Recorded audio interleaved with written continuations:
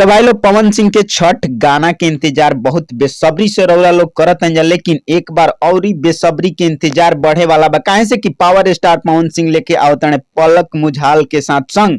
और पलक मुझाल कौन है पहले ई जान लो भाई लोग। पलक मुझाल एगो बॉलीवुड के सिंगर हड़ी जौन किनकर गाना अनेकों बॉलीवुड में आवत रहेला और बहुत ही फेमस सिंगर हड़ी। और पहले भी पावर स्टार पवन सिंह जी के साथ में पलक मुझाल के गाना आइल बाटे, जौन छठ के भी गाना आइल बाटे और फिल्मी गाना भी आइल बा, जौना में छठ के एगो बहुत ही बेहतर गाना बा, जोड़े जोड़े फलवा।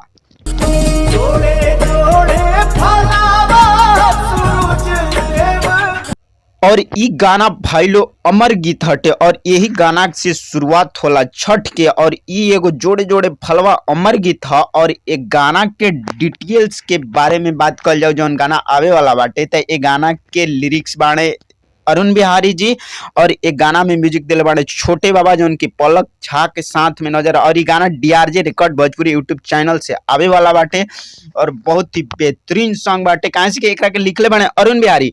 और एक गाना के तो जवाब नहीं के पहले भी पावर स्टार पवन सिंह जी के साथ में पलक झा के, और बहुत दिन के बाद पलक झा के साथ में आवत अटे पावर स्टार पवन सिंह जी के गाना। तो ई तो एगो एकदम अलग ही अंदाज में आई और पहले जोड़े जोड़े फलवा लेखा ताल का